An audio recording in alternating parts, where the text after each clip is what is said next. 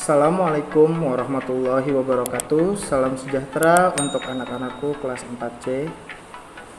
Untuk kegiatan belajar hari ini adalah tema 2, subtema 1, pembelajaran 1. Dan muatan pembelajarannya adalah IPS, IPA, dan PPKN. Untuk materi yang pertama kita belajar materi tentang IPS,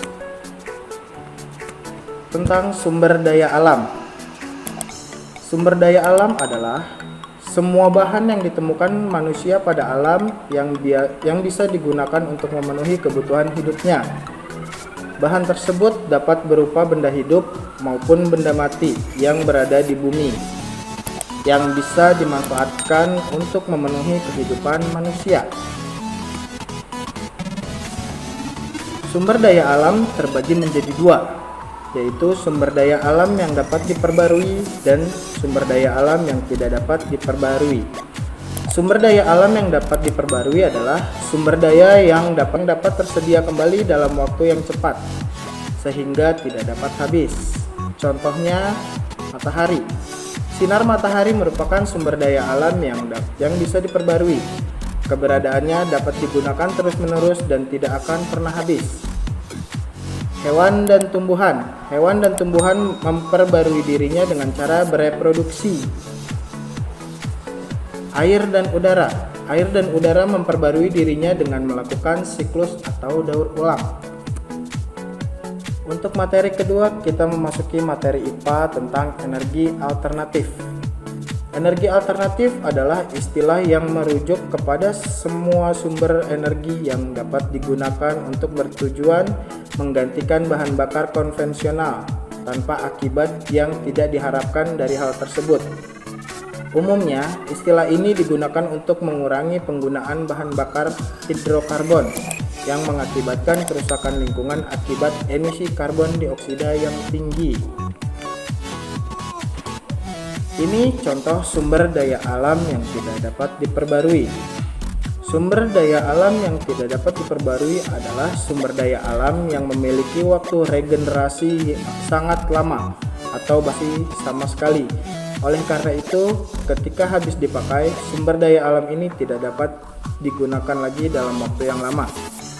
Contohnya, mineral dan logam, emas, besi, aluminium, intan, bahan bakar fosil, minyak bumi, gas alam, batu bara, material radioaktif atau nuklir, atau air caviar.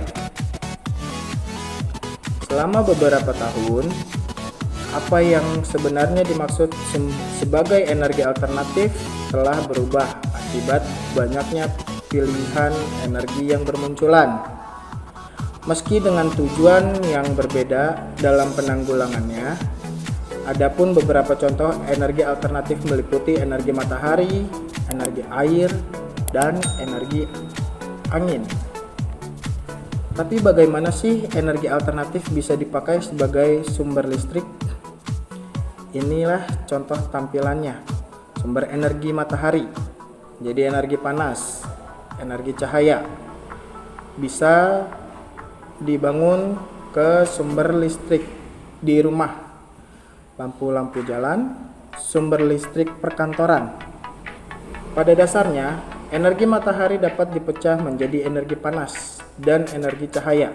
Kedua jenis energi tersebut kemudian diserap oleh panel surya.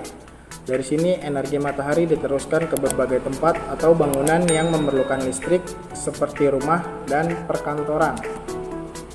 Untuk materi yang ketiga, kita masuk ke materi PPKN tentang hak dan kewajiban. Hak artinya adalah suatu yang mutlak menjadi milik seseorang, penggunaannya tergantung pada orang itu. Sementara kewajiban merupakan sesuatu atau tugas yang harus dilakukan dengan penuh tanggung jawab. Hak dan kewajiban bersifat melekat pada manusia sejak lahir. Hak dan kewajiban dan tanggung jawab sebagai warga masyarakat. Hak sebagai masyarakat. Hak warga masyarakat adalah suatu yang mutlak menjadi milik setiap warga masyarakat. Apa saja hak warga masyarakat? Beberapa contoh Hak sebagai warga masyarakat antara lain: 1. Mendapatkan sumber energi. 2. Hak hidup tenang dan damai. 3. Hak menikmati lingkungan yang bersih. 4. Hak mendapatkan perlindungan hukum. 5. Hak mendapatkan pekerjaan dan penghidupan yang layak. 6. Hak mengembangkan budaya daerah. Kewajiban sebagai masyarakat adalah suatu yang harus dilakukan seseorang dengan penuh tanggung jawab sebagai bagian dari masyarakat. Beberapa contoh kewajiban sebagai warga masyarakat antara lain: 1. Kewajiban menghemat energi. 2. Kewajiban menjaga kebersihan lingkungan tempat tinggal. 3. Kewajiban menjaga ketenangan dan ketertiban di lingkungan masyarakat. 4. Menghormati tetangga di lingkungan tempat tinggal. 5. Membantu tetangga yang terkena musibah. Sekian untuk pembelajaran hari ini. Semoga pembelajaran hari ini bermanfaat untuk kalian dan semoga kalian selalu tetap dalam lindungan Allah Subhanahu wa taala. Terima kasih. Wassalamualaikum warahmatullahi wabarakatuh.